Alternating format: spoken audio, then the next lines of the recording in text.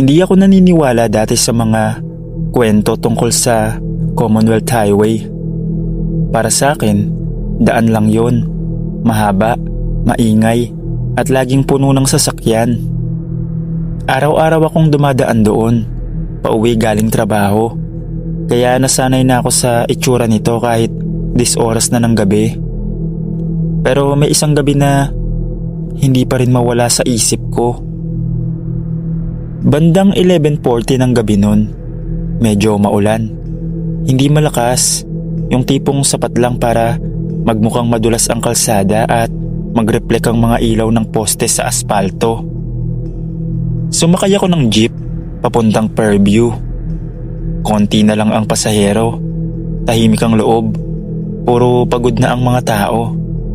Yung iba naman, nagsiselfone lang. Habang umaandar ang jeep sa kahabaan ng Commonwealth, napansin kong parang masyadong madilim ang paligid kahit bukas naman ang mga street light. Parang may parte ng daan na nilalamon ng dilim. Hindi ko pinansin agad. Inisip ko baka dahil lang sa ulan at pagod din ako. Hanggang sa may naramdaman akong kakaiba. Hindi ko maipaliwanag, pero parang may nakatingin. Yung pakiramdam na kahit nakaupo ka lang, alam mong may matang nakatutok sa'yo. Tumingin ako sa may salamin ng jeep, pero wala naman. Yung mga pasahero, tahimik lang. Yung driver, diretso ang tingin sa kalsada. Pero napansin kong mahigpit ang kapit niya sa manibela. Pagdating namin sa malapit sa isang madilim na footbridge, biglang bumagal ang takbo ng jeep. Walang traffic, walang sasakyan sa harapan, pero parang ayaw niyang bilisan. Doon ko unang nakita, sa gilid ng kalsada, malapit sa Center Island, may isang taong nakatayo, payat, matangkad, nakaitim. Hindi siya gumagalaw, hindi rin siya pumapara, basta nakatayo lang, nakaharap sa direksyon ng mga sasakyan. Habang papalapit kami, napansin kong wala siyang muka.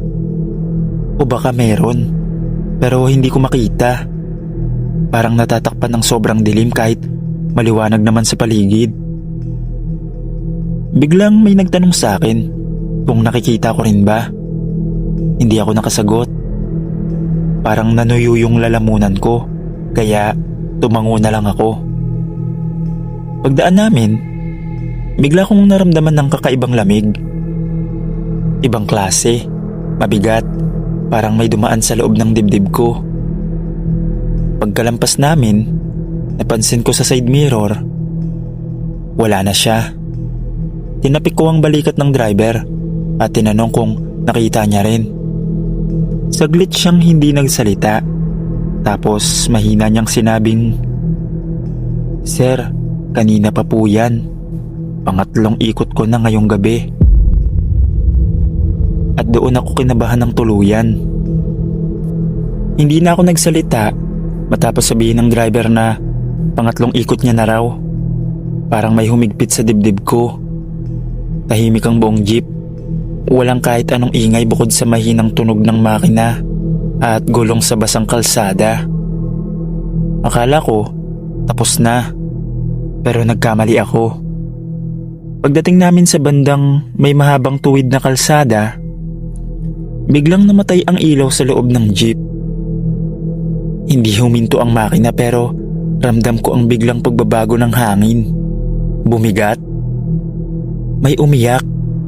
Isang babae sa bandang gitna. Mahina lang. Parang pinipigilan.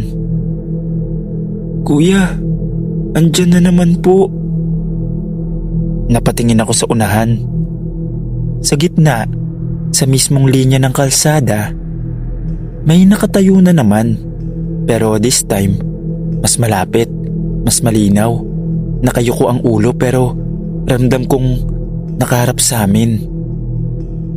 Binusinahan ng driver pero wala siyang reaksyon. Mas bumilis ang tibok ng puso ko nang mapansin kong hindi siya gumagalaw kahit palapit na kami. Parang nag-aantay lang. May sumigaw ng preno. Pero bago pa makatapak ang driver, biglang tumingala ang nilalang.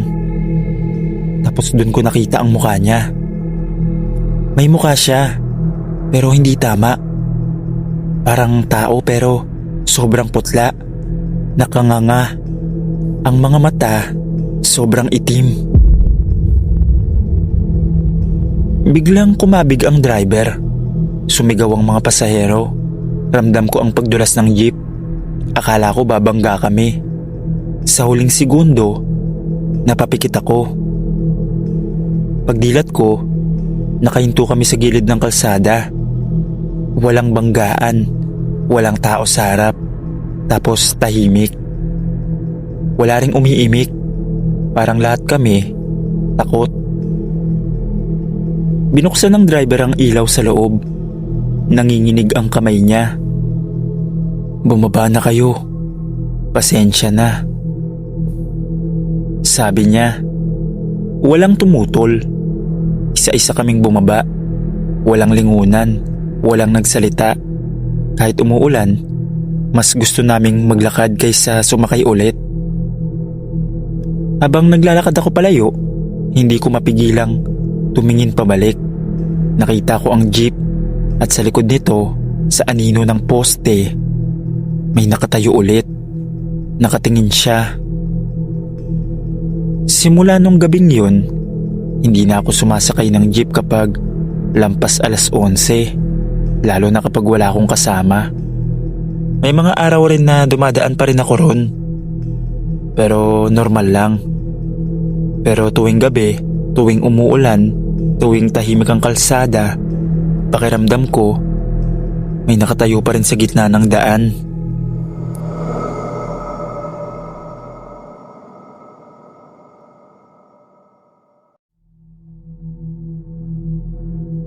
Magandang gabi sa inyong lahat. Ako si Johnny, driver ng public bus sa Commonwealth Highway. Mahaba at madilim ang kalsada tuwing gabi, lalo na kapag umuulan. Sanay na ako sa dilim at sa katahimikan. Pero may isang gabi na hindi ko malilimutan. Isang gabi na parang hinabol ako ng kamatayan mismo. Gabi na, mga 11:00. Pauwi na kami mula Fairview. Mahina lang ang ulan na pumapatak sa kalsada, pero sapat para maging madulas ang daan. Tahimik sa bus, may ilang estudyante at late night worker na nakatulog, at yung iba nakatitig lang sa bintana, hawak ang cellphone. Habang nasa highway kami, may nakita akong traffic enforcer sa gitna ng kalsada. Nakaputing uniforme at may hawak na flashlight na para bang sinisilip ang bawat sasakyan. Hindi siya karaniwan. Parang may tama sa kilos at sobrang tahimik. Bigla niya kaming pinara. "Baba muna kayo dyan," sabi niya. Tumigil ako sa gilid ng highway. Medyo nag-aalangan.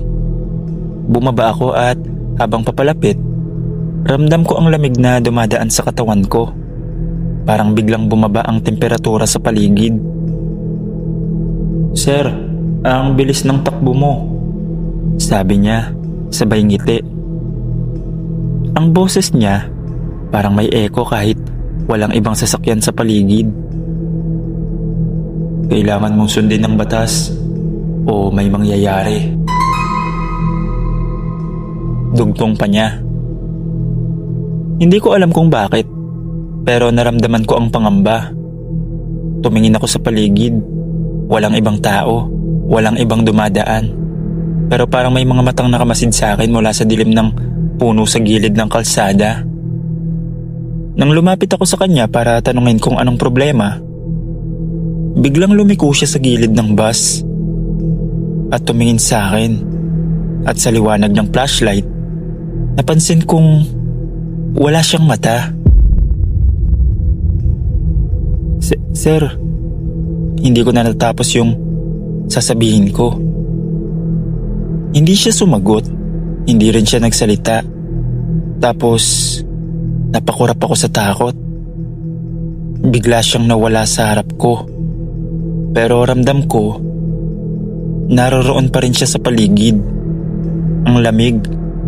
Napailing ako at habang bumabalik ako sa bus na kinakabahan, naramdaman ko ang mabigat na presensya sa likuran ko. Parang may humahabol. Pinaandar ko agad ang bus at umalis.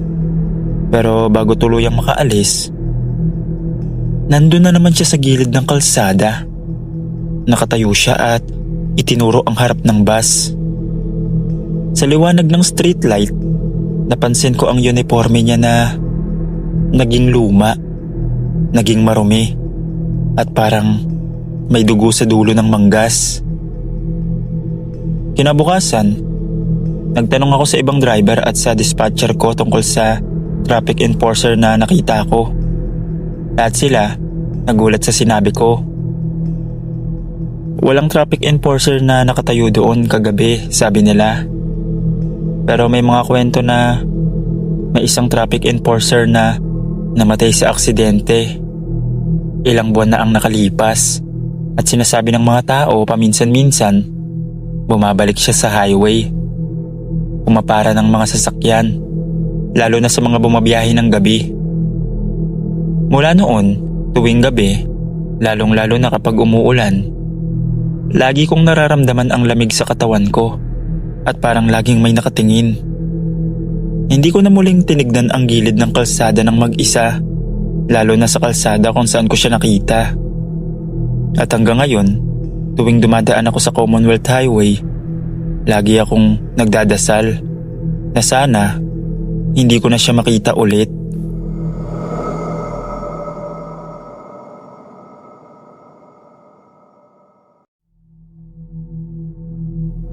Ako nga pala si Alma, 24 years old. Nagtatrabaho bilang tendera sa palengke sa Quezon City. Hindi ako naniniwala sa multo. Parang kababalaghan lang sa akin ang mga kwento ng driver o pasahero sa Commonwealth Highway. Pero may isang gabi na halos mawala ang katuwiran ko sa takot.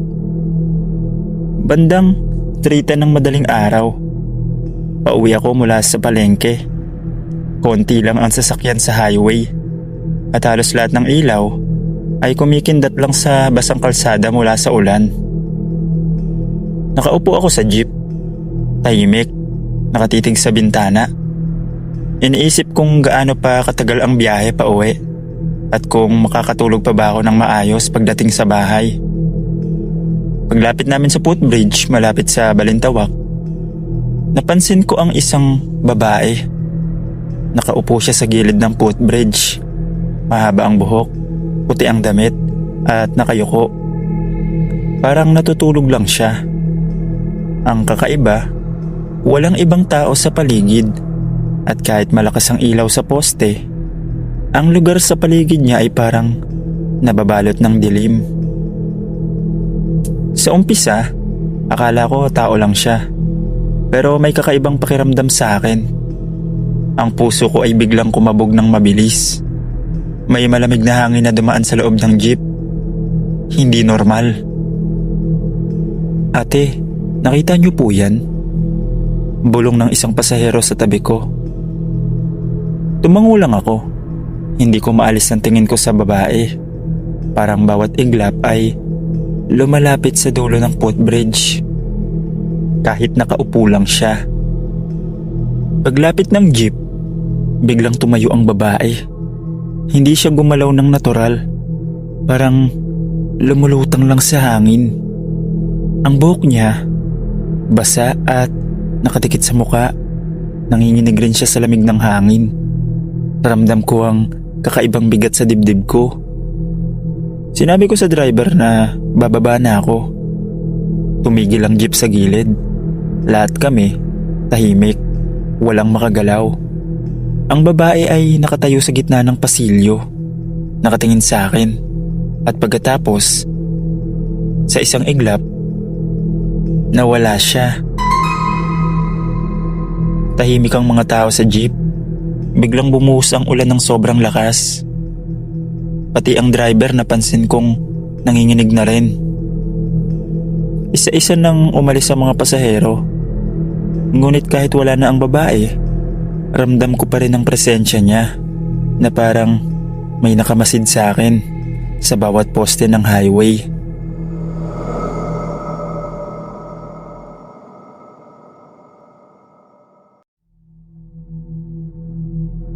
Ako nga pala si Jimmy, 24 years old. Nagtatrabaho bilang call center agent sa Quezon City. Araw-araw akong dumadaan sa Commonwealth Highway, pauwi galing opisina. Bandang 10:30 ng gabi nun, pagod na ako. Ang mata ko halos puyat na at parang gusto nang matulog. Umupo ako sa jeep. Hawak ko ang bag ko at nakatitig sa bintana. Ang ilaw ng poste sa kalsada parang laging nagbabago ng kulay dahil sa ulan at nagbibigay ng kakaibang vibe. Hindi malamig pero hindi rin komportable. May kaunting pag mula sa ulan at ang amoy ng basa na aspalto ay tumatagos sa ilong ko. Habang tumatagal, isa-isa nang bumababa ang mga pasahero. May mga nagmamadali, may mga tahimik lang na nakaupo, halos nakapikit. Onti na lang ang tao sa jeep, pero ramdam ko ang bawat pagbabago sa timbang ng sasakyan. At nang muling huminto ang jeep, may sumakay. Hindi ko agad napansin sa simula. Mahaba ang buhok niya, basa sa patak ng ulan. May maliit siyang bag na hawak sa dibdib niya. Tahimik siyang umupo sa hulihan. Halos hindi gumagalaw. Ang mga mata niya ay nakatuon sa kalsada sa harap.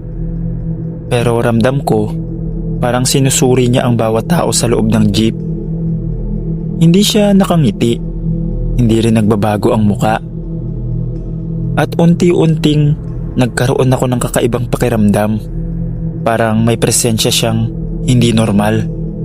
Parang may bigat sa paligid na hindi ko maipaliwanag.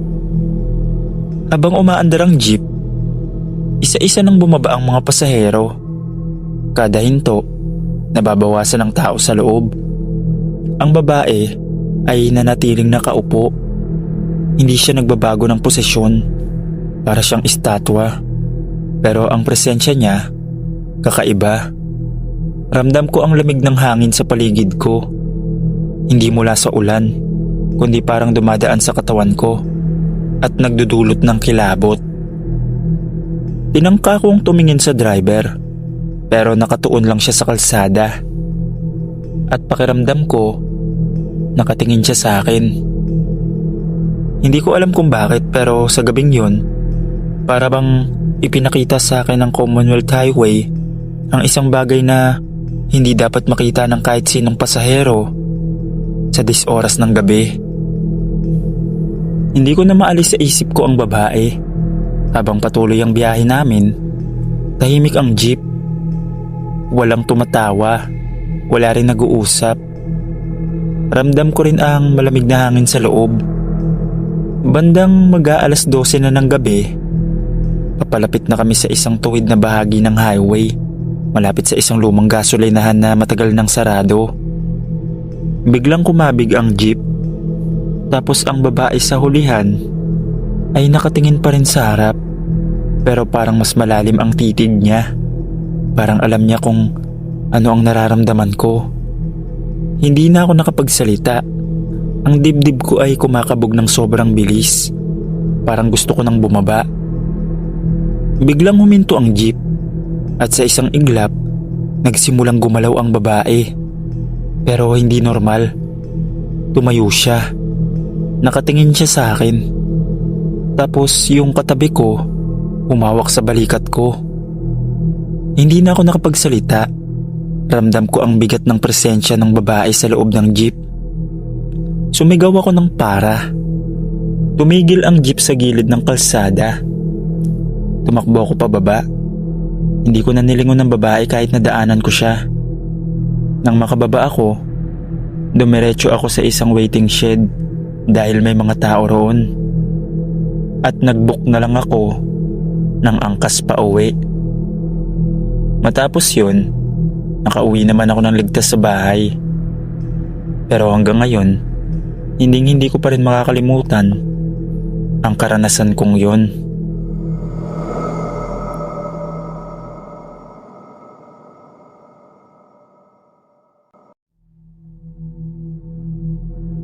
Magandang hapon sa iyo, Sir Dave.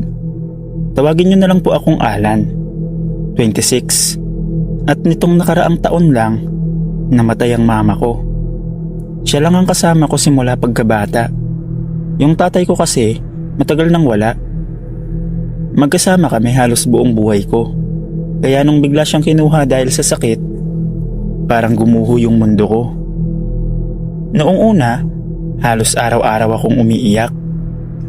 Pero habang lumilipas ang mga buwan, natutunan kong sanayin ang sarili ko.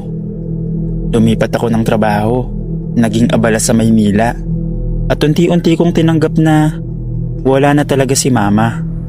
Pero kahit ganon, may isang bagay akong hindi nagawa. Dalawin siya sa sementeryo. Sa totoo lang, hindi ko alam kung bakit. Siguro kasi hindi ko kayang makita yung puntod niya. Parang doon lang talaga ako naniniwalang wala na siya. Lumipas ang unang death anniversary niya, pero hindi pa rin ako nakadalaw. Nagsindi lang ako ng kandila sa bahay at nagdasal ng tahimik. Sinabi ko pa sa isip ko, next time na lang ma, pasensya na. Hanggang dumating ang undas, araw ng mga patay, panahon ng pag-alala, pagdalaw at pag-alalay. Ang mga kapitbahay ko, bitbit ang mga bulaklak at pagkain papuntang sementeryo. Ako naman, naiwan lang sa bahay, nakaupo sa harap ng TV, nagpapanggap na okay lang. Bukas na lang ako pupunta, sabi ko sa sarili ko. Pero sa totoo lang, wala akong balak. Hindi ko alam kung takot ba akong umiyak o takot akong maramdaman na totoo talagang wala na siya. Gabi nun, mga bandang 9:00. Sobrang tahimik na.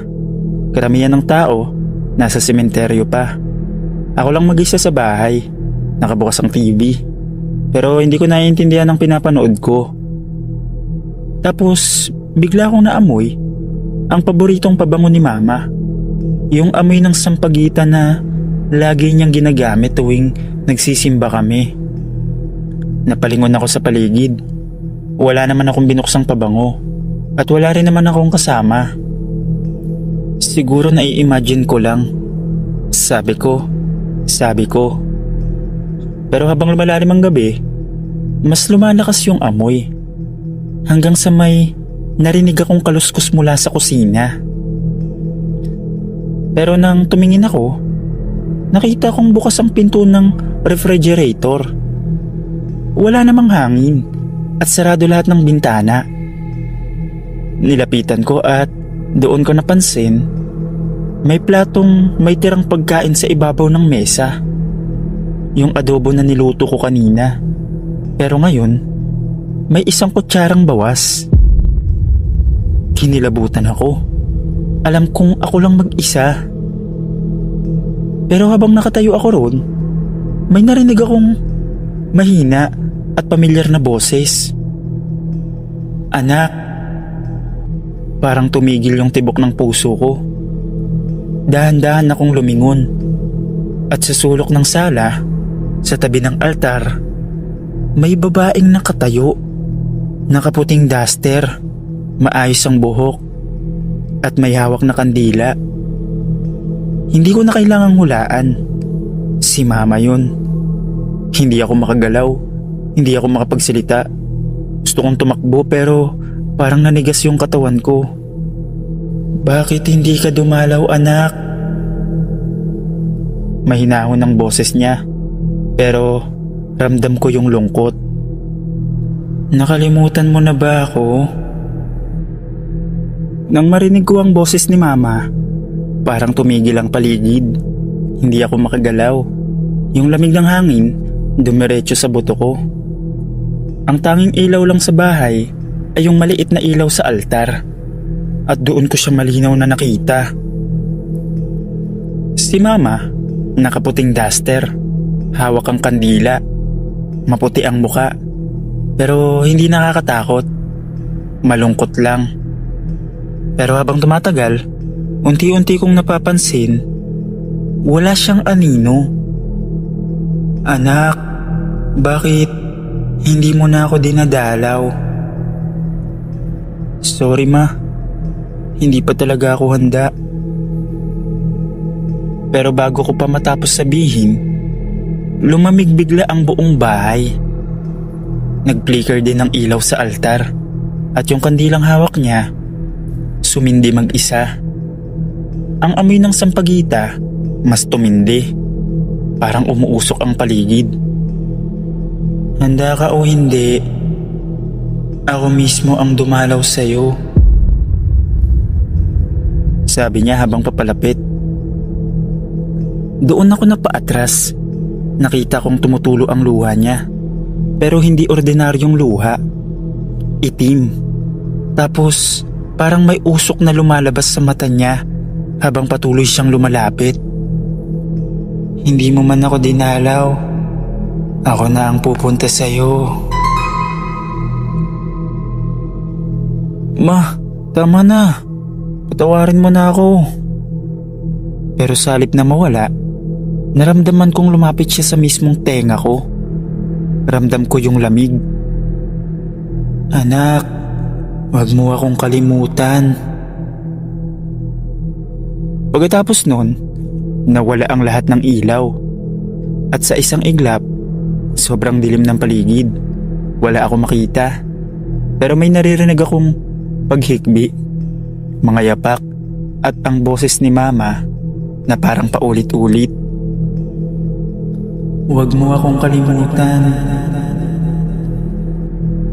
Kinabukasan, nagising ako sa sala. Nanginginig, pawis na pawis. Yung kandila sa altar, naupos na. Pero yung larawan ni Mama sa altar, may tulo ng itim na parang kandilang natunaw. Hindi ko na inaksaya ang oras. Punta agad ako sa sementeryo, dala ang bulaklak at pagkain. Tahimik ako nagdasal sa puntod ni Mama.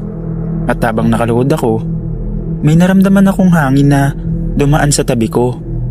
Mabango, amoy sampagita. At sa sandaling yon, parang may marahang kamay na umawak sa balikat ko. Tahimik akong napangiti kahit may luha. Ma, andito na ako. Mula nun, Sir Dave, hindi na ako pumapalya tuwing undas. Hindi dahil sa takot, kundi dahil alam kong totoo yung mga sinasabi nila, ang mga patay, bumabalik kapag nakalimutan. Hanggang dito na lang po. Salamat.